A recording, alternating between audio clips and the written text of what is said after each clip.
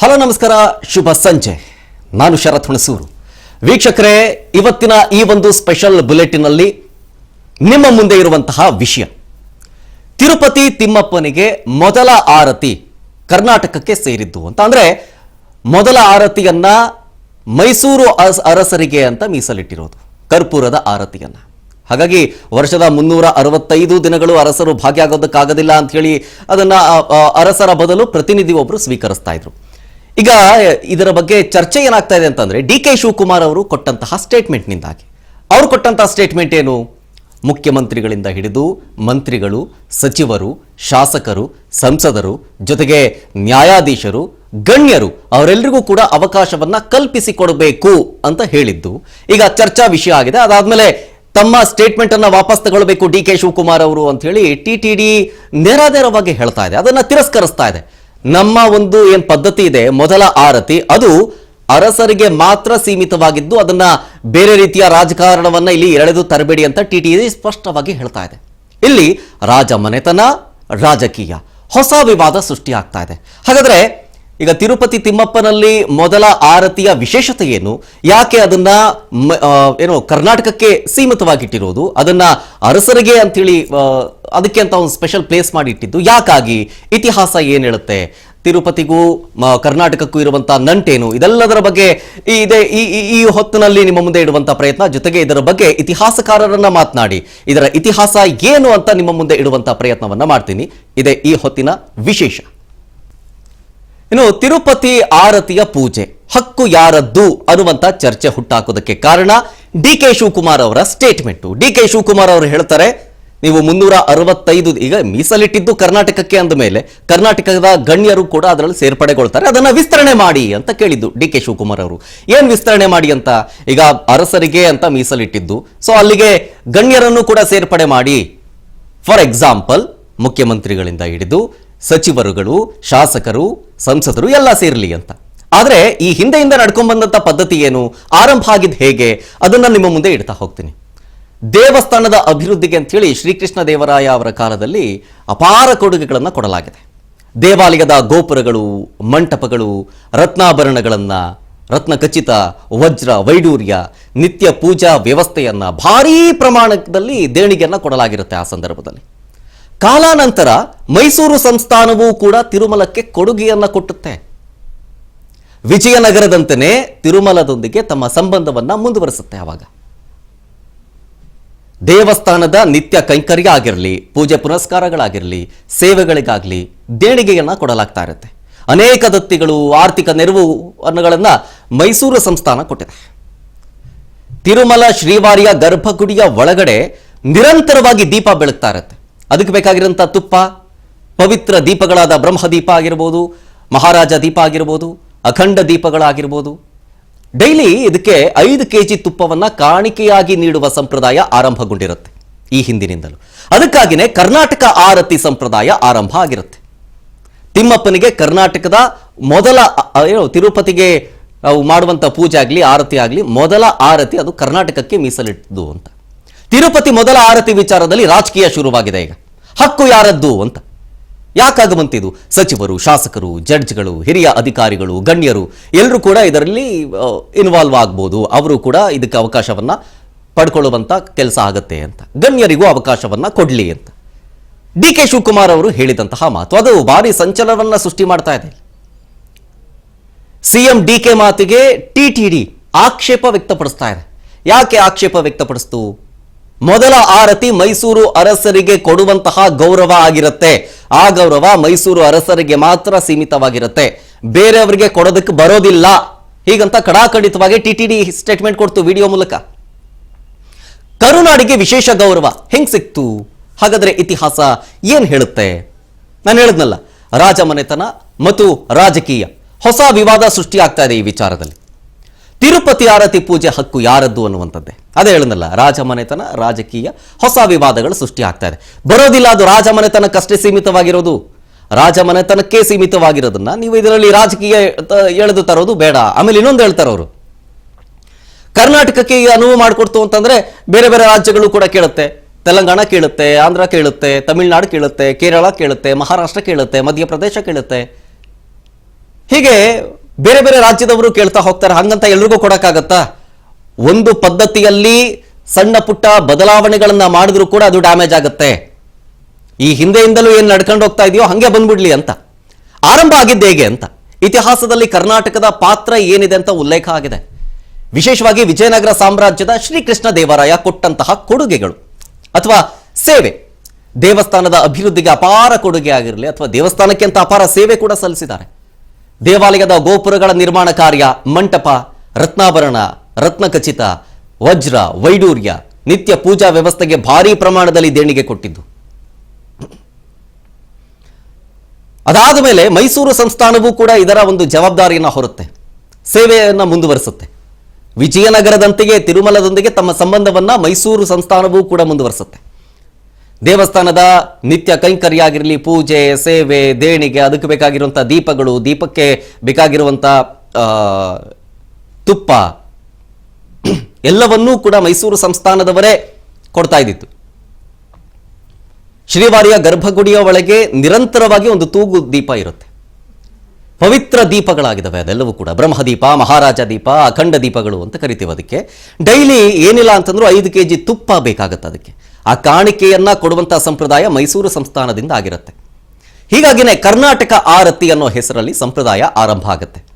ಆ ಸಂಪ್ರದಾಯದ ಈ ಹಿಂದೆ ಹೆಂಗ್ ನಡ್ಕೊಂಡ್ ಬರ್ತಾ ಇತ್ತೋ ಅದೇ ಸಂಪ್ರದಾಯ ಹಂಗೆ ನಡ್ಕೊಂಡು ಹೋಗ್ಬಿಡ್ಲಿ. ನೀವು ಇದರಲ್ಲಿ ರಾಜಕೀಯ ಬೆರೆಸ್ಬಿಟ್ರೆ, ರಾಜಕಾರಣಿಗಳಿಗೆ ಅನುವು ಮಾಡಿಕೊಡ್ಬೇಕು, ಅವಕಾಶ ಕೊಡಬೇಕು ಅಂತ ಆಗ್ಬಿಟ್ರೆ, ನಾಳೆ ದಿನ ನೀವು ನಿಮ್ಗೆ ಕೇಳಿದ್ರಿ ಅಂತ ನಿಮಗೆ ಕೊಡ್ತೀವಿ, ಪಕ್ಕದಲ್ಲಿ ತೆಲಂಗಾಣ, ಆಂಧ್ರ, ತಮಿಳುನಾಡು, ಕೇರಳ, ಮಹಾರಾಷ್ಟ್ರ, ಮಧ್ಯಪ್ರದೇಶ, ಬಿಹಾರ ಎಲ್ಲ ಕೇಳ್ತಾರೆ. ಡ್ಯಾಮೇಜ್ ಆಗುತ್ತೆ. ಈ ಹಿಂದೆ ಹೆಂಗ್ ನಡ್ಕೊಂಡ್ ಬರ್ತಾ ಇತ್ತು ಹಂಗಿದ್ ಬಿಡ್ಲಿ ಅಲ್ಲ, ಯಾಕೆ? ಇದು ಅವರ ಒಂದು ಮಾತು. ಇದರಲ್ಲಿ ರಾಜಕೀಯ ತರಬೇಡಿ ಅನ್ನೋದು. ಅದನ್ನು ಇನ್ನೊಂದು ಏನು ಅಂತಂದ್ರೆ ಬಹಳ ಸೂಕ್ಷ್ಮವಾಗಿ ಗಮನಿಸ್ತಾ ಇರೋ ರಾಜಕೀಯ ಪಂಡಿತರು ಒಂದಷ್ಟು ಲೆಕ್ಕಾಚಾರದಲ್ಲಿ ಹೇಳ್ತಾ ಇದ್ದಾರೆ. ಡಿ.ಕೆ. ಶಿವಕುಮಾರ್ ಅವರು ಒಂದಷ್ಟು ಪದ್ಧತಿಗಳನ್ನ ಬದಲಾವಣೆ ಮಾಡಬೇಕು ಅಂತ ಯಾಕೋ ಹೊರಟಿದಾರಾ ಅನ್ನುವಂಥ ಮಾತು. ಈ ಹಿಂದೆ ಹಲವು ವಿಚಾರಗಳಲ್ಲೂ ಕೂಡ ಈ ತರ ಸ್ಟೇಟ್ಮೆಂಟ್ಗಳನ್ನ ಜೊತೆಗೆ ನಿರ್ಧಾರಗಳನ್ನ ತೆಗೆದುಕೊಳ್ಳೋದಕ್ಕೆ ಮುಂದಾಗಿದ್ರು ಅಂತ ಸಂಚಲನ ಸೃಷ್ಟಿ ಮಾಡ್ತಾ ಇದೆ ಅಂತ ಈ ವಿಚಾರದಲ್ಲಿ ಡಿ.ಕೆ. ಶಿವಕುಮಾರ್ ಅವರ ಸ್ಟೇಟ್ಮೆಂಟ್. ಅದಾದ್ಮೇಲೆ ಈ ಕಂಬಳ, ಮೈಸೂರು ದಸರಾದಲ್ಲಿ ಕಂಬಳ ತರಬೇಕು ಅಂತ ಕೂಡ ಹೇಳ್ತಾ ಇದ್ರು. ಅದನ್ನು ಕೂಡ ಅಷ್ಟೇ ಪದ್ಧತಿಗಳನ್ನ ಬದಲಾವಣೆ ಮಾಡೋದು ಬೇಡ ಅಂತ ಹೇಳ್ತಾ ಇದ್ರಲ್ಲ, ಹಂಗೇನೆ ಇದೊಂದು ಎಕ್ಸಾಂಪಲ್ ಸೆಟ್ ಮಾಡ್ಬಿಟ್ಟು ರಾಜಕೀಯ ಪಂಡಿತರು ಹೇಳ್ತಾ ಇದ್ರು ಬೇಡವಾಗಿತ್ತು ಇದು ಅಂತ.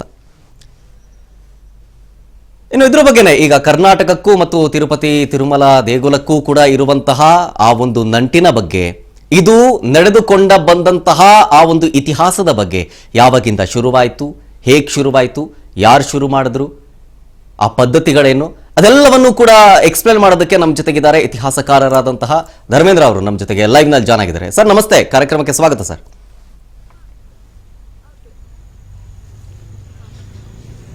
ನಮಸ್ಕಾರ ವೀಕ್ಷಕರಿಗೆ ಸ್ವಾಗತ. ಧರ್ಮೇಂದ್ರ ಸರ್, ಈಗ ಈ ಹಿಂದೆ ಸೋಷಿಯಲ್ ಮೀಡಿಯಾದಲ್ಲಂತೂ ಮೈಸೂರಿನ ಕಥೆಗಳ ಮೂಲಕ ಬಹಳ ಕಥೆಗಳನ್ನ ಜನರ ಮುಂದೆ ಇಡ್ತಾ ಇದ್ರಿ.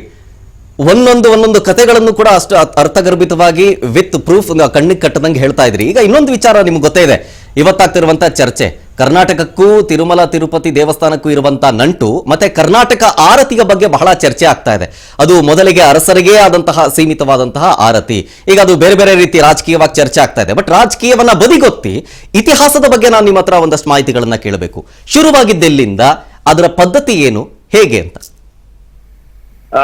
ಮೊದಲಿಗೆ ಎಲ್ರಿಗೂ ನಮಸ್ಕಾರ. ಇದು ಇತಿಹಾಸಕ್ಕೆ ಬಂದ್ರೆ ತಿರುಮಲ ತಿರುಪತಿ ಯಾತ್ರೆಯನ್ನ ನಮಗೆ ಕಲಿಸ್ಕೊಟ್ಟಂತ ಪುಣ್ಯಾತ್ಮರು ವಿಜಯನಗರದ ಅರಸರಾದಂತ ಶ್ರೀಮಾನ್ ಕೃಷ್ಣದೇವರಾಯ ಮಹಾರಾಯರು. ಕೃಷ್ಣದೇವರಾಯ ಮಹಾರಾಯರು 7 ಬಾರಿ ತಿರುಪತಿ ಯಾತ್ರೆಯನ್ನ ಮಾಡಿ 10,000 ಚಿನ್ನದ ನಾಣ್ಯಗಳಿಂದ ತಿರುಪತಿ ತಿರುಮಲನ ಬಾಲಾಜಿಗೆ ಅಭಿಷೇಕ ಮಾಡಿ 1,600 ತಿರುಮಲನ ಬಾಲಾಜಿಗೆ ಅಭಿಷೇಕ ಮಾಡಿ 1,600 ಆನೆಗಳ ಮೇಲಿನ ಸಂಪತ್ತನ್ನ ತಿರುಪತಿಗೆ ಕೊಟ್ಟು, ಇವತ್ತೇನ್ ನಾವು ತಿರುಪತಿನ ಅತ್ಯಂತ ಶ್ರೀಮಂತ ದೇವರು ಅಂತ ಕರಿತೀವಲ್ಲ, ಅದೆಲ್ಲ ಸಾಧ್ಯ ಆಗಿದ್ದು ನಮ್ಮ ವಿಜಯನಗರದ ಅರಸರಿಂದ.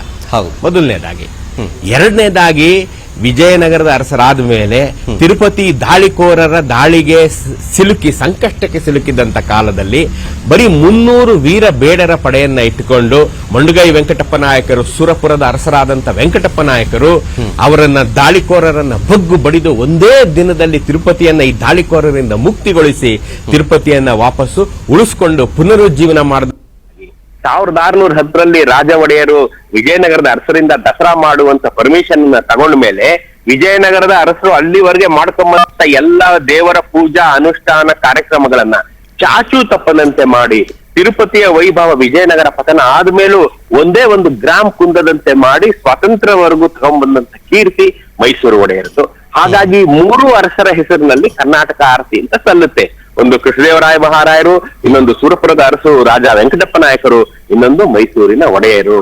ಸೊ ಹೀಗೆ ಇತಿಹಾಸ ಈ 3 ಜನನು ತಿರುಪತಿಯಲ್ಲಿ ಕನ್ನಡಿಗ ರಾಜರಿಗೆ ಅಗ್ರ ಪೂಜೆ ಮತ್ತು ಅಗ್ರ ತಾಂಬೂಲ ನಡೆಯುತ್ತೆ. ಅದರಲ್ಲೂ ಇದು ನಮ್ಮ ಮೊಂಡಗೈ ವೆಂಕಟಪ್ಪ ನಾಯಕರ ಕಥೆಯನ್ನ ಹೇಳೋದಾದ್ರೆ, ತಿರುಪತಿಯನ್ನ ದಾಳಿಕೋರರಿಂದ ರಕ್ಷಿಸುವುದಕ್ಕೆ ತಿರುಪತಿ ತಿಮ್ಮಪ್ಪ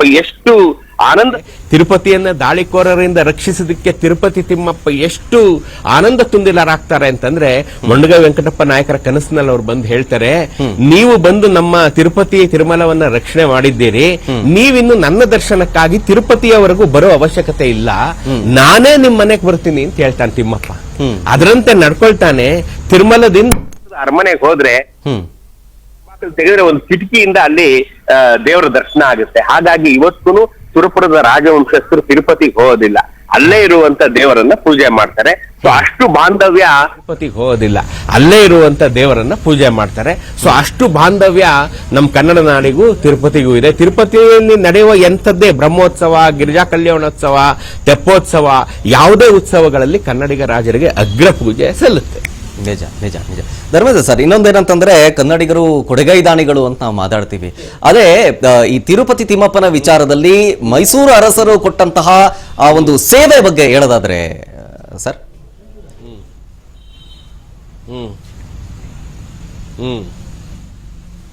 ಮೈಸೂರು ಅರಸರು ಈಗಾಗಲೇ ನಾನು ಹೇಳಿದೆ, 1565ರಲ್ಲಿ ಐತಿಹಾಸಿಕ ರಕ್ಕಸಗಿ ತಂಗಡಿಗೆ ಯುದ್ಧ ಮುಗಿದು ವಿಜಯನಗರ ಪತನ ಆಗಿ ವಿಜಯನಗರದ ಅರವೀಡು ವಂಶಸ್ಥರ ರಾಜರು ಅಲ್ಲಿಂದ ಚಂದ್ರಗಿರಿಗೆ ಹೋಗಿ ಅಲ್ಲಿಂದ ಪೆನುಕೊಂಡೆಗೆ ಶ್ರೀರಂಗಪಟ್ಟಣವನ್ನು ವಶಪಡಿಸಿಕೊಂಡ ರಾಜ ಒಡೆಯರಿಗೆ ವೀರ ವೆಂಕಟಪತಿ ರಾಯರು ದಸರಾ ನಡೆಸುವಂತ ಒಂದು ಅನುಮತಿಯನ್ನ ಕೊಟ್ಟು ಚಿನ್ನದ ಅಂಬಾರಿ ಮತ್ತು ಸಿಂಹಾಸನವನ್ನ ದಯಪಾಲಿಸಿದ ಮೇಲೆ ತಿರುಪತಿಯಲ್ಲಿ ನಡೆಯುತ್ತಿದ್ದ ಎಲ್ಲ ದೇವಸ್ಥಾನಗಳಲ್ಲಿ ನಡೆಯುತ್ತಿದ್ದ ಅಷ್ಟು ಪೂಜೆಯ ಜವಾಬ್ದಾರಿಯನ್ನ ಮೈಸೂರು ಅರಸರು ಕೊಡ್ತಾರೆ.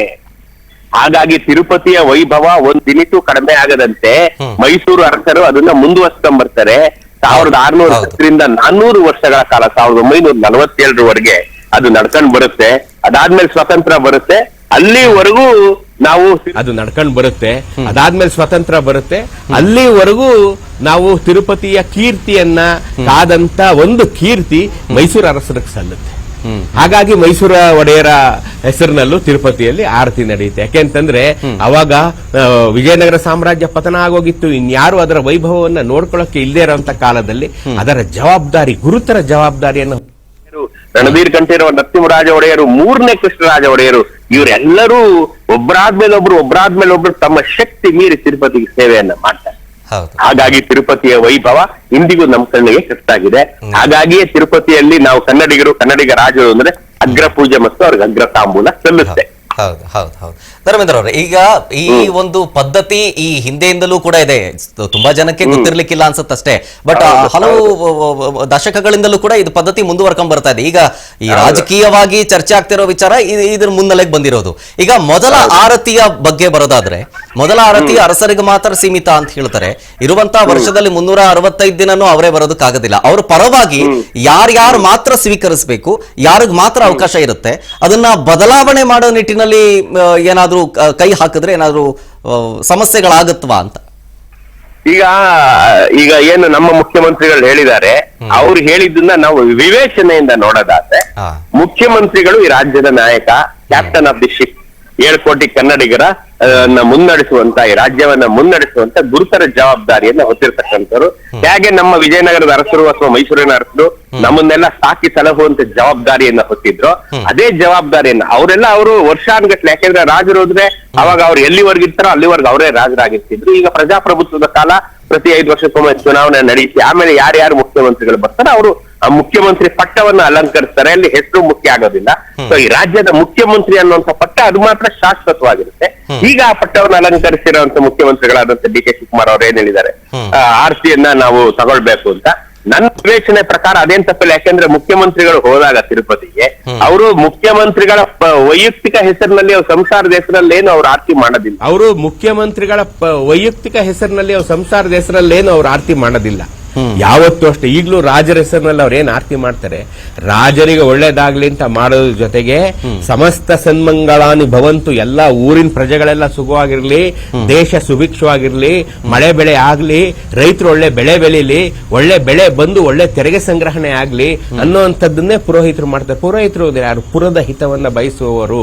ಪುರ ಅಂದ್ರೆ ನಮ್ಮ ಎಂಟೈರ್ ರಾಜ್ಯ ದೇಶ ಎಲ್ಲನೂ ಪುರ. ಸೊ ಅದ ಹಿತವನ್ನ ಬಯಸುವವರೇ ಪುರೋಹಿತರು. ಎಲ್ಲರ ಹೆಸರಿನಲ್ಲಿ ಅದರ ಕ್ಯಾಪ್ಟನ್ಸಿಯನ್ನು ವಹಿಸಿಕೊಂಡಿರ್ತಕ್ಕಂಥ ರಾಜನಿಗೆ ಆಯುರಾರೋಗ್ಯ ಐಶ್ವರ್ಯ ಪ್ರಾಪ್ತಿ ಆಗ್ಲಿ, ಆರೋಗ್ಯದಿಂದ ಇರಲಿ, ಸದೃಢವಾಗಿರ್ಲಿ, ಮನಸ್ಸು ಗಟ್ಟಿಯಾಗಿರ್ಲಿ, ದೇಹ ಗಟ್ಟಿಯಾಗಿರ್ಲಿ ಅಂತ ಅವ್ರಿಗೆ ಆಶೀರ್ವಾದ ಮಾಡ್ಕೊಳ್ತಾರೆ. ಯಾಕೆಂದ್ರೆ 7 ಕೋಟಿ ಜನರನ್ನ ಮುನ್ನಡೆಸೋದೇನಂತ ಸುಲಭ ಸಾಧ್ಯ ಅಲ್ಲ. ಒಂದ್ ಮನೆ ಜವಾಬ್ದಾರಿ ತಗೊಂಡಿರೋರಿಗೆ ಚೆನ್ನಾಗಿ ಗೊತ್ತಿರುತ್ತೆ. ಒಂದ್ ಮನೆ ನಡೆಸುವಾಗ್ಲೇ ಇಷ್ಟು ಕಷ್ಟ ಇರುವಂತ ಕಾಲದಲ್ಲಿ ಇಷ್ಟು ದೊಡ್ಡ ಕರ್ನಾಟಕ ರಾಜ್ಯವನ್ನ ನಡೆಸುವಂತವ್ರು ಯಾರೇ ಆಗಿರ್ಲಿ ಅವ್ರದ್ದೇ ಆದಂತ ಜವಾಬ್ದಾರಿ ಇರುತ್ತೆ. ಅವ್ರಿಗೆ ರಾತ್ರಿ ಹೆಂಗ್ ನಿದ್ದೆ ಮಾಡ್ತಾರೆ ಅಂತಾನೆ ನಮಗೆ ಗೊತ್ತಾಗಲ್ಲ. ಸೊ ಇಂಥ ಕಾಲದಲ್ಲಿ ದೇವರ ಆಶೀರ್ವಾದ ಸದಾ ಅಂತವ್ರ ಮೇಲೆ ಇರಬೇಕಾಗುತ್ತೆ. ದೇವರ ಆಶೀರ್ವಾದವೇ ಅವರ ಶಕ್ತಿ ಆಗಿರುತ್ತೆ. ಅಂತವ್ರು ಹೋಗಿ ತಿರುಪತಿನಲ್ಲಿ ಅವ್ರ ಹೆಸರಲ್ಲಿ ಪೂಜೆ ಮಾಡಿಸ್ಕೊಳ್ಳೋದ್ರಲ್ಲಿ ಯಾವುದೇ ತಪ್ಪಿಲ್ಲ. ಯಾಕೆಂದ್ರೆ ಅವ್ರ ಹಿಂದೆ ಎಂಟೈರ್ ಕರ್ನಾಟಕ 7 ಕೋಟಿ ಜನ ಇದ್ದಾರೆ. ಒಂದ್ ಹೆಸರಲ್ಲಿ ಮುಖ್ಯಮಂತ್ರಿಗಳ ಹೆಸರಲ್ಲಿ ಆರತಿ ಮಾಡಿಸ್ಕೊಂಡ್ರೆ ಅದು ಮುಖ್ಯಮಂತ್ರಿಗಳಾದಿಯಾಗಿ ಎಂಟೈರ್ ಕರ್ನಾಟಕಕ್ಕೆ ಆಶೀರ್ವಾದ ಸಲ್ಲುತ್ತೆ ಹೊರತು ಅವರೊಬ್ಬರಿಗೆ ವೈಯಕ್ತಿಕವಾಗಿ ಸಲ್ಲೋದಿಲ್ಲ. ಈಗ ಯಾವುದೇ ರಾಜಕಾರಣಿಗಳನ್ನ ನೀವು ನೋಡಬಹುದು, ಕೇರಳಕ್ಕೆ ಹೋಗ್ತಾರೆ, ತಮಿಳುನಾಡು ಹೋಗ್ತಾರೆ, ಇನ್ನೊಂದೆಲ್ಲ ಹೋಗ್ತಾರೆ, ನಾರ್ತ್ ಇಂಡಿಯಾಗೆ ಹೋಗ್ತಾರೆ, ಅವರು ಹೋಮ ಹವನ ಪೂಜೆಗಳನ್ನ ಮಾಡ್ಕೊಂಡ್ ಬರ್ತಾರೆ. ಅದು ಅವ್ರವ್ರ ವೈಯಕ್ತಿಕ ಆಗುತ್ತೆ, ಅದನ್ನ ಯಾರು ಪ್ರಶ್ನೆ ಮಾಡೋದಿಲ್ಲ. ಆದ್ರೆ ಒಂದು ರಾಜ್ಯ ಸರ್ಕಾರದ ಪರವಾಗಿ ಒಬ್ಬ ಮುಖ್ಯಮಂತ್ರಿ ತಿರುಪತಿ ಅಂತ ನಾವು ಸೇವೆ ಮಾಡದಂತ ಹೆಚ್ಚು ಕಡಿಮೆ 6 ಶತಮಾನಗಳಿಂದ ನಾವು ಅದನ್ನ ಸೇವೆ ಮಾಡ್ಕೊಂಡ್ ಬರ್ತಾ ಇದೀವಿ. ಅದರ ಸೇವೆಯನ್ನ ಇವ್ರು ಮುಂದುವರ್ಸ್ಕೊಂಡು ಹೋಗೋದು ಕೇಳ್ತಾ ಇರೋದ್ರಲ್ಲಿ ಏನು ತಪ್ಪಿಲ್ಲ. ಕೊಡಬಹುದು, ಟಿಟಿಡಿ ಅವರು ನಮ್ಗೊಂದು ಅದು ಅವಕಾಶ ಕೊಡಬೇಕು ಅಂತಾನೆ ನಾನು ಹೇಳ್ತೀನಿ. ಧರ್ಮೇಂದ್ರ ಸರ್, ಏನಂದ್ರೆ ಟಿಟಿಡಿ ಇದು ಒಪ್ಕೊಳ್ತಾ ಇಲ್ಲ, ಬೇಡ ಇದು ನಾವು ಅರಸರಿಗೆ ಮಾತ್ರ ಸೀಮಿತವಾಗಿರೋದ್ರಿಂದ ಅರಸರಿಗೆ ಸೀಮಿತವಾಗ್ಲಿ. ಈಗ ನೀವು ಪೊಲಿಟಿಕಲಿ ಅದನ್ನ ತರೋದು ಬೇಡ ಅನ್ನೋದ್ರ ಜೊತೆಗೆ ಬೇರೆ ಬೇರೆ ಅವಕಾಶ ಮಾಡ್ಕೊಟ್ಬಿಟ್ರೆ ಬೇರೆ ಬೇರೆ ರಾಜ್ಯದವರು ಕೇಳಕ್ ಶುರು ಮಾಡ್ಬಿಡ್ತಾರೆ. ಅವಾಗ ನಾವು ನಮ್ಮ ಶಾಸಕರಿಗೂ ನಮ್ಮ ರಾಜ್ಯದ ಮಂತ್ರಿಗಳಿಗೂ ಅವಕಾಶ ಕೊಟ್ಬಿಡಿ ಹಂಗೆಲ್ಲ ಕೇಳೋದಕ್ಕೆ ಬಂದಾಗ ಅದು ಅದರ ಒಂದು ಪಾವಿತ್ರತೆಯನ್ನೇ ಕಳ್ಕೊಂಡ್ಬಿಡುತ್ತೆ ಅನ್ನೋ ಭಯ ಟಿಟಿಡಿ ಕಾಡ್ತಿದೆಯಂತೆ. ನೀವು ವಿಡಿಯೋ ನೋಡಿರ್ಬೇಕು, ಟಿಟಿಡಿ ಮಂಡಳಿಯಿಂದ ಬಂದಿದ್ದ ವಿಡಿಯೋ. ಟಿಟಿಡಿ ಕಡೆಯಿಂದ ಯೋಚನೆ ಮಾಡಿದ್ರೆ ಸಹಜವಾಗೇ ಇದೆ. ಯಾಕೆಂತಂದ್ರೆ ಯಾರು ಈಗ ನಡೀತಾ ಇರತಕ್ಕಂತ ಪದ್ಧತಿನ ಬದಲಿಸಕ್ಕೋಲ್ಲ, ಹೆಂಗೋ ನಡೀತಾ ಇದೆಯಲ್ಲ ನಡ್ಕೊಂಡು ಹೋಗ್ಲಿ ಅಂತ. ಹೌದು, ಬೇರೆ ನಡೀತಾ ಇರತಕ್ಕಂತ ಪದ್ಧತಿನ ಬದಲಿಸಕ್ಕೋಲ್ಲ, ಹೆಂಗೋ ನಡೀತಾ ಇದೆಯಲ್ಲ ನಡ್ಕೊಂಡು ಹೋಗ್ಲಿ ಅಂತ ಬೇರೆ ರಾಜ್ಯದವ್ರು ಬಂದು ಕೇಳ್ತಾರೆ ಅನ್ನೋದ್ರ ಮುಖ್ಯನೋ. ನಾವು 6 ಶತಮಾನಗಳಿಂದ ಈ ದೇವಸ್ಥಾನನ ನಮ್ಮ ಎದೆಲಿಟ್ಕೊಂಡು ಪೊರೆದಿದ್ದೀವಿ. ನಾವು ಕನ್ನಡದ ಜನ ಈ ದೇವಸ್ಥಾನವನ್ನ ಪೊರೆದಿದ್ದೀವಿ. ಈಗ ಇತಿಹಾಸ ನೀವು ಕೇಳಿದ್ರಿ, ಸ್ವತಂತ್ರ ಪೂರ್ವದ ಇತಿಹಾಸ, ಸ್ವತಂತ್ರ ಬಂದ ಮೇಲೆ ಒಂದು ಇತಿಹಾಸ ಹೇಳ್ತೀನಿ ಕೇಳಿ. ಜನ ತಿರುಪತಿಯ ಸಂದರ್ಶನ ಮಾಡ್ತಾ ಇದ್ರು. ಆದರೆ ತಿರುಪತಿಯಲ್ಲಿ 6 ಶತಮಾನಗಳಿಂದ ನಾವು ಕೊಟ್ಟಂತ ಸಂಪತ್ತು ಇತ್ತಲ್ಲ, ಅದನ್ನೆಲ್ಲ ಜನಕ್ಕೆ ತೋರಿಸ್ಬೇಕು ಅನ್ನೋ ಆಸೆ ತಿರುಪತಿಗೆ ಇತ್ತಲ್ಲ. ಅವರು ಪೇಪರ್ ನಲ್ಲಿ ಅಡ್ವರ್ಟೈಸ್ಮೆಂಟ್ ಮಾಡೋರು 55-56ನೇ ಇಸ್ವಿನಲ್ಲಿ. ಈ ಶನಿವಾರ ನಾವು ತಿರುಪತಿಯ ತಿಮ್ಮಪ್ಪನಿಗೆ ವಜ್ರದ ಕಂಠಿ ಹಾರವನ್ನ ಹಾಕ್ತೀವಿ, ತಾವು ಬಂದು ನೋಡ್ತಕ್ಕದ್ದು. ಈ ಶನಿವಾರ ನಾವು ಚಿನ್ನದ ಡಾಬನ್ನ ಹಾಕ್ತೀವಿ, ತಾವು ಬಂದು ನೋಡ್ತಕ್ಕದ್ದು ಅಂತ ಕನ್ನಡದ ಎಲ್ಲಾ ಪೇಪರ್ ಅಲ್ಲಿ ನಾವು ಚಿನ್ನದ ಡಾಬನ್ನ ಹಾಕ್ತೀವಿ, ತಾವು ಬಂದು ನೋಡ್ತಕ್ಕದ್ದು ಅಂತ ಕನ್ನಡದ ಎಲ್ಲಾ ಪೇಪರ್ ಅಲ್ಲಿ, ಕನ್ನಡದ ಪೇಪರ್ ಅಲ್ಲಿ ಅಡ್ವರ್ಟೈಸ್ಮೆಂಟ್ ಬರೋದು. ಆಗ ತಿರುಪತಿಗೆ ಭಕ್ತರು ಹೋಗದೆ ಇರೋದನ್ನ ಮನಗಂಡಂತ ಮೈಸೂರು ರಾಜ್ಯದ ಮೊದಲ ಮುಖ್ಯಮಂತ್ರಿ ಆದಂತ ಕ್ಯಾಸಂಬಳ್ಳಿ ಚೆಂಗಲ್ರಾಯ ರೆಡ್ಡಿ, ಕೆಸಿ ರೆಡ್ಡಿ ಅವರು ಬೆಂಗಳೂರಿನಿಂದ ತಿರುಪತಿಗೆ ಪ್ರಪ್ರಥಮ ಬಾರಿಗೆ ಒಂದು ಬಸ್ ಸೇವೆಯನ್ನು ಶುರು ಮಾಡ್ತಾರೆ. ಒಂದು bus service Bangalore to Tirupati. ಆ ಮೊದಲ ಬಸ್ ಹೊರಡೋದೇ ನಮ್ ವಿಧಾನಸೌಧದ ಮುಂದೆಯಿಂದ 56ನೇ ಇಸ್ವಿನಲ್ಲಿ. ವಿಧಾನಸೌಧದ ಮುಂದೆಯಿಂದ ಬಸ್ ಹೊರಟು ಆ ಬಸ್ ಅಲ್ಲಿ ಕೂತ್ಕೊಂಡು ಹೋದವ್ರು ಯಾರು? ಎಂಟೈರ್ ನಮ್ಮ cabinet, K C Reddy and cabinet of Mysuru state bus ಅಲ್ಲಿ ಕೂತ್ಕೊಂಡು ತಿರುಪತಿಗೆ ಹೋಗ್ತಾರೆ. ನಮ್ಮ ಮೈಸೂರಿಂದ ಅಂದ್ರೆ ಬೆಂಗಳೂರಿನಿಂದ ತಿರುಪತಿಗೆ ಇವರೆಲ್ಲ ಬರ್ತಾ ಇದ್ದಾರೆ ಅಂತ ಮೊದಲೇ ವಿಚಾರ ಗೊತ್ತಿದ್ದಂತ ಟಿಟಿಡಿ ಅವರು ಬಾಗಿಲಲ್ಲೇ ನಿಂತು ಎಂಟೈರ್ ಟಿಟಿಡಿ ನಮ್ಮ ಮುಖ್ಯಮಂತ್ರಿಗಳನ್ನ, ಕ್ಯಾಬಿನೆಟ್ ಸಚಿವರನ್ನ ಸ್ವಾಗತ ಮಾಡಿ ಕರ್ಕೊಂಡೋಗಿ ಅವರಿಗೆ ಎಲ್ಲ ಪೂಜೆಗಳನ್ನ ಮಾಡಿಸಿ ಅವ್ರ ಹೆಸರಲ್ಲೇ ಪೂಜೆಗಳನ್ನ ಮಾಡಿಸಿ ಕಳಿಸ್ಕೊಡುತ್ತೆ. ಅದಾದ್ಮೇಲೆ ಜನ ಹೋಗಕ್ ಶುರು ಮಾಡಿದ್ದು. ಯಾಕೆಂದ್ರೆ ಅವಾಗ್ಲೇ ಮೊದಲು ಬೆಂಗಳೂರು ಟು ತಿರುಪತಿ ಬಸ್ ಶುರುವಾಗಿದ್ದು. ಅದಾದ್ಮೇಲೆ 1000 ಜನ, 10,000 ಜನ, ಲಕ್ಷ ಕೋಟಿ ಜನ ಈಗ ಹೋಗ್ತಾರೆ. ಈಗ ಹೌದು ಅರ್ಥ ಆಯ್ತೆ. ಸೊ ನಾವು ಸ್ವತಂತ್ರ ಬಂದ ಮೇಲೂ ತಿರುಪತಿಗೆ ನಮ್ಮ ಸೇವೆಯನ್ನ ನಾವು ಸಲ್ಲಿಸಿದೀವಿ. ತಿರುಪತಿಗೆ ಹೋಗೋದಕ್ಕೆ ರಸ್ತೆ ಹಾಕೊಟ್ಟಿದೀವಿ. ಇನ್ನೊಂದೇನು, ತಿರುಪತಿಗೆ ರಸ್ತೆ ಮಾಡಿಸಿದ್ದು ನಮ್ಮ ಸರ್ ಎಂ ವಿಶ್ವೇಶ್ವರಯ್ಯನವರು. ಸರ್ ಎಂ ವಿಶ್ವೇಶ್ವರಯ್ಯನವರು ಹೈದರಾಬಾದ್ ಪ್ರಾಂತ್ಯದಲ್ಲಿ ಇಂಜಿನಿಯರ್ ಆಗಿದ್ದಾಗ, ಡೆಪ್ಟಿ ಚೀಫ್ ಇಂಜಿನಿಯರ್ ಆಗಿದ್ದಾಗ ಈ ಹೈದರಾಬಾದ್ಗೆ ತೆಲುಗರಿಗೆ 2 ಮಹದುಪಕಾರಗಳನ್ನ ಮಾಡಿದ್ದಾರೆ. ಒಂದನೆಯದು ಹೈದರಾಬಾದ್ ಪ್ರಾಂತ್ಯ, ಹೈದರಾಬಾದ್ ಪಟ್ಟಣ, ಅಲ್ಲಿ ಹರಿಯುವ ಮೂಸಿ ನದಿಯಿಂದ ತತ್ತರಿಸಿ ಹೋಗಿತ್ತು ಪ್ರವಾಹದಲ್ಲಿ.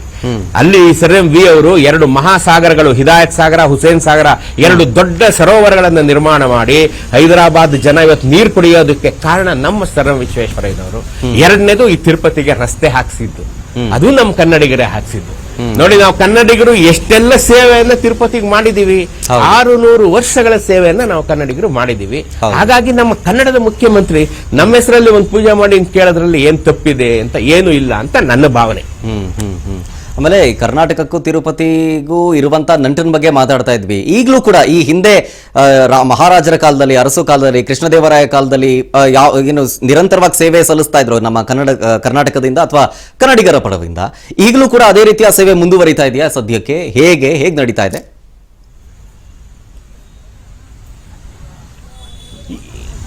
ಈಗ ಪ್ರತಿ ವರ್ಷನೂ ಈಗ ವಿಜಯನಗರ ಸಂಸ್ಥಾನ ಈಗ ಇಲ್ದೇ ಇರೋದ್ರಿಂದ ಸುರಪುರದಿಂದ ಮೈಸೂರಿನಿಂದ ಈಗಲೂ ತಿರುಪತಿಗೆ ವರ್ಷಕ್ಕೆ ಏನ್ ಸೇವೆ ಸಲ್ಲಬೇಕೋ ಎಲ್ಲರೂ ಪ್ರತಿಯೊಂದು ಸಲ್ತಾ ಇದೆ. ಈಗ ಆ ಪ್ರಮಾಣ ದೊಡ್ಡದಿರ್ಬೋದು ಆಗ, ಯಾಕೆಂದ್ರೆ ರಾಜರು ಇದ್ದಂತ ಕಾಲದ ಪ್ರಮಾಣವನ್ನ ನಾವು ಎಣಿಸಲಾರೆವು ಅಂತ ಅಗಣಿತ ಪ್ರಮಾಣ ಇತ್ತು.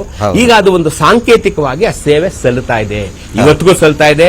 ಸೂರ್ಯ ಚಂದ್ರ ಇರೋವರೆಗೂ ಆ ಸೇವೆ ಸಲ್ಲುತ್ತೆ, ಅದೆಂದಿಗೂ ನಿಲ್ಲೋದಿಲ್ಲ. ಸುರಪುರದಿಂದ ಆಗಿರ್ಬೋದು, ಮೈಸೂರಿನಿಂದ ಆಗಿರ್ಬೋದು, ಆ ಸೇವೆ ಸಲ್ಲುತ್ತೆ ಮತ್ತು ಸಲ್ಲುತ್ತಾ ಇದೆ, ಸಲ್ತಾ ಇದೆ ಇವತ್ತಿಗೂ. ಓಕೆ. ಮತ್ತೊಂದು ಕಡೆ ಧರ್ಮೇಂದ್ರ, ಈಗ ಕೃಷ್ಣದೇವರಾಯ ಕಾಲದಲ್ಲಿ 1509ರಿಂದ 1529 ಅಂದ್ರೆ ಬರೀ 20 ವರ್ಷದಲ್ಲಿ ಅವರು ಭೇಟಿ ಕೊಟ್ಟಿದ್ದು 7 ಬಾರಿ ಅಂತ ನೀವು ಹೇಳ್ತಾ ಇದ್ರಿ. ಮೊದಲನೇ ಭೇಟಿಲೇ ಏನಿಲ್ಲ ಅಂತಂದ್ರು 3,500 kg ತೂಕದ ಒಂದಷ್ಟು ಕೊಡುಗೆಗಳನ್ನ ಕೊಟ್ಟಿದ್ರು ಅಂತೇಳಿ. ಎಷ್ಟು ಮುಖ್ಯ ಆಗುತ್ತೆ. ಮೊದಲನೇ ಬಾರಿಗೆ ಅಷ್ಟು ಮಟ್ಟ ದೊಡ್ಡ ಪ್ರಮಾಣದಲ್ಲಿ ಅವರು ಸೇವೆ ಸಲ್ಲಿಸಿದ್ರು. 7 ಬಾರಿ 20 ವರ್ಷದಲ್ಲಿ ಅನ್ನೋದು ಎಷ್ಟು ಮುಖ್ಯ ಆಗುತ್ತೆ. ಅದು 7 ಬಾರಿ 20 ವರ್ಷದಲ್ಲಿ ಎಷ್ಟು ದೊಡ್ಡದಾಗುತ್ತೆ ಅಂದ್ರೆ ಕೃಷ್ಣದೇವರಾಯ ಹೇಳಿದ್ರಲ್ಲ, ಅದು 7 ಬಾರಿ 20 ವರ್ಷದಲ್ಲಿ ಎಷ್ಟು ದೊಡ್ಡದಾಗುತ್ತೆ ಅಂದ್ರೆ ಕೃಷ್ಣದೇವರಾಯರು ಒರಿಸ್ಸಾ ದಂಡಯಾತ್ರೆ ಹೋದಾಗ ಒಂದ್ ಯುದ್ಧ ಮುಗಿಸಿ ವಾಪಸ್ ಬರಕ್ಕೆ ಅವ್ರಿಗೆ 2 ವರ್ಷ ಆಯ್ತು. 2 ವರ್ಷಗಳ ಒರಿಸ್ಸಾದುದ್ದಕ್ಕೂ ದಂಡಯಾತ್ರೆ ಹೋಗಿ ಸಿಕ್ಕ ರಾಜ್ಯಗಳನ್ನೆಲ್ಲ ಜಯಿಸ್ಕೊಂಡು ವಾಪಸ್ ಬಂದ್ರು. ಹೌದು, ಪೂಜೆ. ಸೊ ಹಂಗಾಗಿ ಒಬ್ಬ ರಾಜ, ಅವನ ರಾಜನಾಗಿದ್ದವನು ಅವನು ಸದಾ ಯುದ್ಧ ಭೂಮಿಯಲ್ಲಿ ಯುದ್ಧ ನಿರತನಾಗಿರ್ತಾ ಇದ್ರು. ನಮ್ಮ ಗಡಿಗಳನ್ನ ಕಾಯುವಂತ ಕೆಲಸ ಇತ್ತು. ಇದೆಲ್ಲದರ ಗುರುತರ ಜವಾಬ್ದಾರಿಯ ಮಧ್ಯದಲ್ಲಿ 7 ಬಾರಿ ಅವರು ತಿರುಪತಿ ತಿಮ್ಮಪ್ಪನ ಸೇವೆಯನ್ನ ಮಾಡಿ ಒಂದು ಭಕ್ತಿಯ ಕ್ರಾಂತಿಯನ್ನೇ ಉಂಟು ಮಾಡಿದಂತ ಕೀರ್ತಿ ನಮ್ಮ ಕೃಷ್ಣದೇವರಾಯರಿಗೆ ಸಲ್ಲುತ್ತೆ.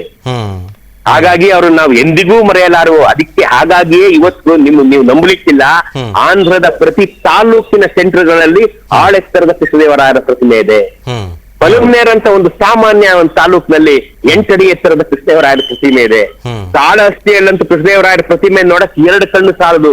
ಗೋಪುರದ ಮುಂದೆ ಚಿನ್ನದ ಬಣ್ಣದಲ್ಲಿ ಮಾಡಿ ಕೃಷ್ಣದೇವರಾಯರನ್ನು ನೆಲೆಸಿದ್ದಾರೆ. ಗೋಪುರದ ಮುಂದೆ ಚಿನ್ನದ ಬಣ್ಣದಲ್ಲಿ ಮಾಡಿ ಕೃಷ್ಣದೇವರಾಯರನ್ನು ನೆಲೆಸಿದ್ದಾರೆ. ಕೊನೆಕೊಂಡೆನಲ್ಲಿ 18 ಅಡಿ ಎತ್ತರದ ಕೃಷ್ಣದೇವರಾಯರ ಪ್ರತಿಮೆ ನಿಂತಿದೆ.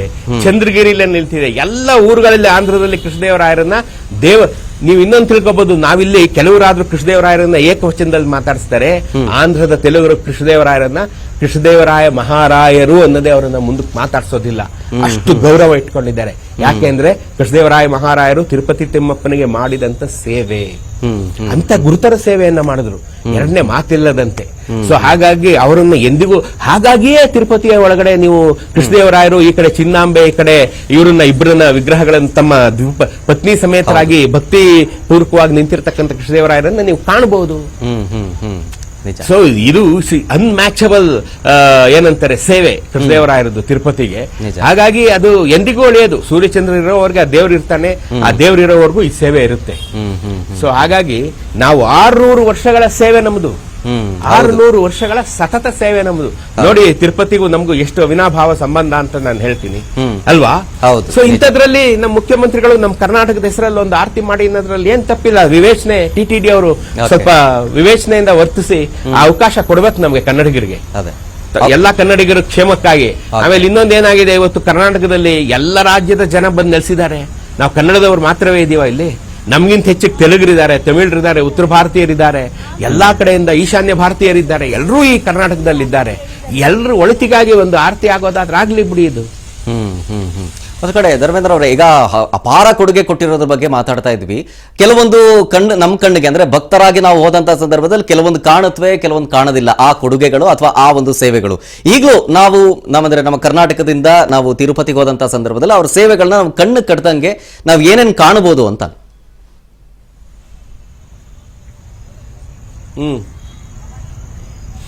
ನಾವು ಕಣ್ಣು ಕಟ್ಟದಂಗೆ ನೀವು ಸೇವೆ ಕಾಣ್ಬೇಕು ಅಂದ್ರೆ ಸರ್, ನೀವು ಬ್ರಹ್ಮೋತ್ಸವ ಕೊಟ್ಟಬಿಡ್ಬೇಕು ಸರ್. ನೀವು ಓಕೆ, ಬ್ರಹ್ಮೋತ್ಸವ ನಡೆಯೋ ಅಷ್ಟು ದಿನ ದೇವ್ರಿಗೆ ಹಾಕುವಂತ ಅಷ್ಟು ಆಭರಣ ಕೃಷ್ಣದೇವರಾಯರು ಕೊಟ್ಟಿದ್ದು ನೈಸ್.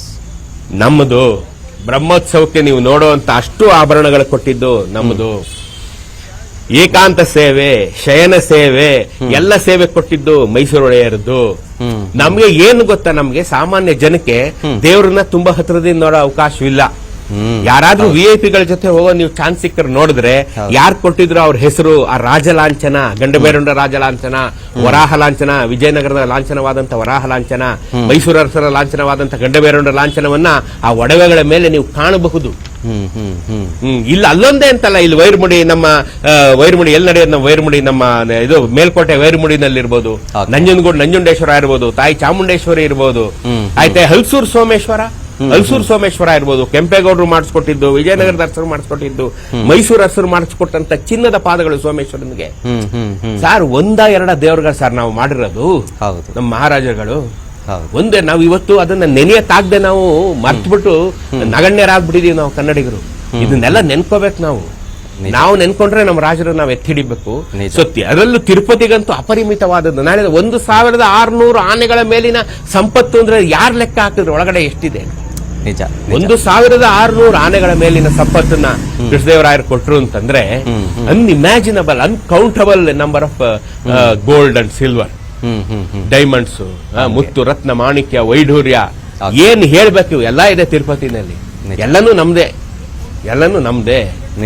ಹಂಗಾಗಿ ಇದು ತುಂಬಾ ವಿವೇಕಯುಕ್ತವಾದದ್ದು ಅಂತ ನನ್ನ ಅನಿಸಿಕೆ. ಇತಿಹಾಸಕಾರರಾಗಿ ನೀವು ಹೇಳೋದಾದ್ರೆ ಈ ತಿರುಪತಿಗೆ ಈಗ ಏನು DK ಶಿವಕುಮಾರ್ ಅವರು ಏನು ಅನುಮತಿಯನ್ನ ಕೇಳ್ತಾ ಇದ್ರಲ್ಲ, ಅದು ಇತಿಹಾಸಕಾರರಾಗಿ ನೀವು ಹೇಳೋದಾದ್ರೆ ತಪ್ಪೇನಿಲ್ಲ, ಕೊಡೋದ್ರಲ್ಲಿ ಅನುಮತಿಗೆ ಕೊಡೋದ್ರಲ್ಲಿ ಏನ್ ತಪ್ಪಿಲ್ಲ ಅಂತ ಹೇಳ್ತೀರಿ?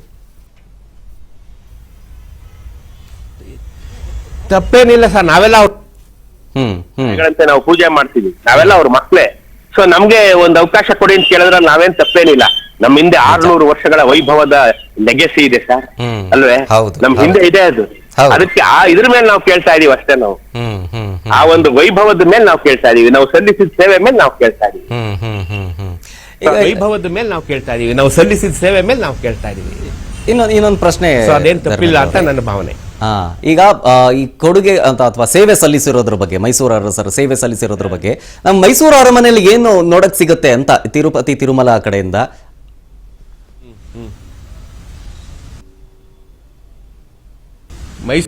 ಖಾಸಗಿ ಆಸೆ, ಯಾಕಂದ್ರೆ ಈಗ 47ನೇ ಇಸ್ವಿನಲ್ಲಿ ನಾವು ಸ್ವತಂತ್ರ ಬಂದ ಮೇಲೆ ಅರಮನೆಯಿಂದ ಕೊಡಬೇಕಾದದನ್ನೆಲ್ಲ ಸರ್ಕಾರಕ್ಕೆ ಕೊಟ್ಟು ಜವಾಹರಲಾಲ್ ನೆಹರು ಅವರೇ ಖುದ್ದಾಗಿ ಬಂದು ಅದನ್ನ ತಗೊಂಡಿದ್ದಾರೆ.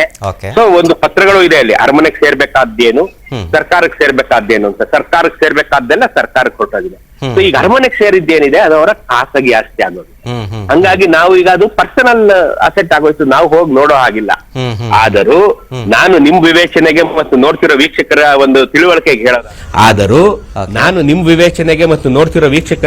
ತಿಳುವಳಿಕೆಗೆ ಹೇಳೋದಾದ್ರೆ ಮೈಸೂರು ಅರಮನೆಯಲ್ಲಿ ಅಷ್ಟು ದಾಖಲೆ ಇದೆ. ನಾವೇನ್ ತಿರುಪತಿ ಕೊಟ್ಟಿದೀವಲ್ಲ, 1 ಗ್ರಾಮ್ ಚಿನ್ನದ ಕಾಸು ಕೊಟ್ಟಿದ್ರು ಅದನ್ನು ಅಲ್ಲಿ ಬರ್ದಿದ್ದಾರೆ.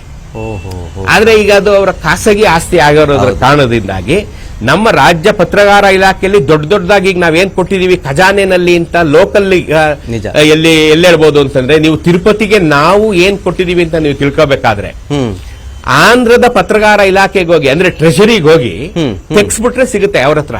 ಈಗ ನಮ್ಗೆ ಈಗ ಮೇಲ್ಕೋಟೆ ವೈರ್ಮುಡಿಗೆ, ಮೇಲ್ಕೋಟೆ ಚೆಲುವನಾರಾಯಣ ಸ್ವಾಮಿಗೆ ಮೈಸೂರು ಮಹಾರಾಜರು ಕೊಟ್ಟಂತದ್ದೇನಿದೆ ಅದನ್ನ ನೀವು ಟ್ರೆಷರಿಗೆ ಹೋಗಿ ತೆಗ್ಸಿದ್ರೆ ಜಿಲ್ಲಾಧಿಕಾರಿಗಳ ಲಿಸ್ಟ್ ಇದೆ ಅಲ್ಲಿ. ನಿಜ, ಅದನ್ನೆಲ್ಲ ಅವತ್ತು ವೈರ್ಮುಡಿ ದಿನ ತೆಗೆದು ತಗೊಂಬಂದು ದೇವ್ರಿಗೆ ಹಾಕಿ ವಾಪಸ್ ತಗೊಂಡೋಗೋದ್ರಿಂದ ನಮ್ಗೆ ಆ ಲಿಸ್ಟ್ ಸಿಗುತ್ತೆ. ನೀವು ಅದು ಆಂಧ್ರಕ್ಕೆ ಸೇರಿರೋದ್ರಿಂದ ಆ ಲಿಸ್ಟ್ ಅವ್ರ ಹತ್ರ ಇರುತ್ತೆ. ನಿಜ ನಿಜ ನಿಜ. ಧರ್ಮೇಂದ್ರ ಕಡೆದಾಗಿ ಅವ್ರಿಗೆ ಸೇರಿದೆ, ಅವ್ರ ಹತ್ರ ನಾವು ನೋಡಬಹುದು. ತಿರುಪತಿಯಲ್ಲಿ ಆ ಒಂದು ಹ್ಮ್ ಹ್ಮ್ ಧರ್ಮೇಂದ್ರ ಅವರೇ, ಈಗ ಲಾಸ್ಟ್ 2 ಮಿನಿಟ್ಸ್ ಇದೆ, ಹಾಗಾಗಿ ಕಡೆಯ ಒಂದು ರಿಯಾಕ್ಷನ್ ನಿಮ್ ಕಡೆಯಿಂದ ಏನ್ ಹೇಳ್ತೀರಿ ಓವರ್ ಆಲ್ ಆಗಿ ಈ ಒಂದು ಚರ್ಚೆಯ ಬಗ್ಗೆ, ಜೊತೆಗೆ ಇತಿಹಾಸದ ಬಗ್ಗೆ?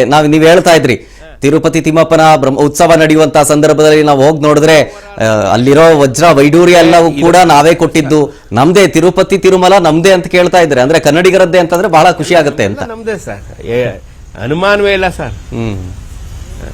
ಹೌದು ಹೌದು ಹೌದು ಸರ್, ಹೌದು. ಓವರ್ ಆಲ್ ಆಗಿ ಈ ಕಾರ್ಯಕ್ರಮದ ಕೊನೆ ಹಂತಕ್ಕೆ ನೀವು ಬಂದಿದ್ದೀರಿ ಅಂತ ನಾನು ಹೇಳ್ತಾ ಇದ್ದೀನಿ. ನೀವು ಓವರ್ ಆಲ್ ಆಗಿ ನಾನು ಹೇಳೋದಾದ್ರೆ, ನಮ್ಮ ಮುಖ್ಯಮಂತ್ರಿಗಳು ಅವ್ರು ಕೇಳಿರುವಂತ ಬೇಡಿಕೆಯಲ್ಲಿ ಏನು ತಪ್ಪಿಲ್ಲ. TTD ಅವರು ಇದ್ರ ಬಗ್ಗೆ ಗಮನ ಹರಿಸಿ ನಮ್ಗೊಂದು ಅವಕಾಶ ಕೊಡಬೇಕು. ನಮ್ಮ ಮುಖ್ಯಮಂತ್ರಿಗಳು ಬಂದು ನಮ್ಮೆಲ್ಲ ಕನ್ನಡಿಗರ ಪರವಾಗಿ ಪೂಜೆ ಸಲ್ಲಿಸುವಾಗ ಆಗ್ಬೇಕು. ಇನ್ನೊಂದು ಹೇಳ್ತೀನಿ ಸರ್, ಕೇಳಿ. ನಾವೆಲ್ಲರೂ ಈಗ ಕನ್ನಡಿಗರು ನಾವೇನು 7 ಕೋಟಿ ಜನ ಇದ್ದೀವಿ, ಎಲ್ಲರೂ ಹೋಗಿ ತಿರುಪತಿ ತಿಮ್ಮಪ್ಪನ ನೋಡಕ್ಕಾಗಲ್ಲ ಅಲ್ವಾ? ಸಮಯದ ಅಭಾವ ಇರ್ಬೋದು, ಹೋಗಕ್ಕಾಗದೇ ಇರ್ಬೋದು. ಆಮೇಲೆ ಕೆಲವರು ಹೋಗಕ್ಕಾಗದೇ ಇರುವಂತ ಬಡವರು ಸಹ ನಮ್ಮ ಊರಿನಲ್ಲಿದ್ದಾರೆ. ಹೌದು, ಅವರೆಲ್ಲರ ಪರವಾಗಿ ನಮ್ಮಿಂದ ಚುನಾಯಿತರಾದಂತ ಮುಖ್ಯಮಂತ್ರಿಗಳು ಹೋಗಿ ಪೂಜೆ ಮಾಡಿಸೋದ್ರಲ್ಲಿ ಯಾವ ತಪ್ಪು ಇಲ್ಲ. ಅವರೆಲ್ಲರಿಗೋಸ್ಕರನೂ ಅವ್ರು ಕೇಳ್ಕೊಂಡ್ ಬರ್ತಾರೆ. ಒಬ್ಬ ರಾಜ್ಯದ ಮುಖ್ಯಮಂತ್ರಿಯಾಗಿ ಇಡೀ ರಾಜ್ಯದ ಹಿತ ಕಾಯುವ ಜವಾಬ್ದಾರಿ, ಕೋರಿಕೆಯನ್ನ ಮನ್ನಿಸ್ಬೇಕು, ನಮ್ಗೊಂದು ಅವಕಾಶ ಕೊಡಬೇಕು ಅಂತ ನನ್ನ ವಿನಮ್ರ ಬೇಡಿಕೆ. ನನ್ನ ಬೇಡಿಕೆಯನ್ನ TTD ಅವರು ಈಡೇರಿಸ್ತಾರೆ.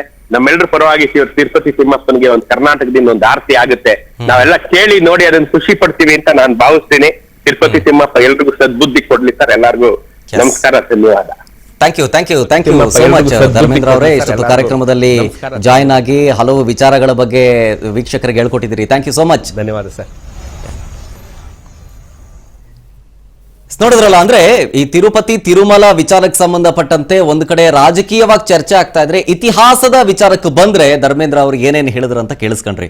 ಅಂದ್ರೆ ನಮ್ಮ ಕರ್ನಾಟಕದಿಂದ ವಿಜಯನಗರದ ಸಾಮ್ರಾಜ್ಯದ ಕೃಷ್ಣದೇವರಾಯರ ಕಡೆಯಿಂದಲೂ ಕೂಡ ಅಷ್ಟೇ, ಅದಾದ್ಮೇಲೆ ಮೈಸೂರು ರಾಜಮನೆತನದಿಂದಲೂ ಕೂಡ ಅಷ್ಟೇ ಸೇವೆಗಳನ್ನ ಮುಂದುವರೆಸ್ಕೊಂಡು ಬಂದಿದ್ದು. ಕೃಷ್ಣದೇವರಾಯರವರು ಶುರು ಮಾಡಿದ್ದು, ಮೈಸೂರು ಅರಸರು ಕೂಡ ಮುಂದುವರೆಸ್ಕೊಂಡು ಹೋಗಿದ್ರು. ಈಗಲೂ ಕೂಡ ಹಲವು ಸೇವೆಗಳು ನಮ್ಮ ಕರ್ನಾಟಕದಿಂದ ಆಗತ್ವೆ ಅಂತ. ಫಾರ್ ಎಕ್ಸಾಂಪಲ್ ತುಪ್ಪ ಅಥವಾ ಬೇರೆ ಬೇರೆ ಒಂದು ಸೇವೆಯನ್ನ ಸಲ್ಲಿಸುವಂತ ಕೆಲಸಗಳು ಈಗಲೂ ಕೂಡ ಕರ್ನಾಟಕದಿಂದ ಆಗ್ತಾ ಇದೆ ಅಂತ.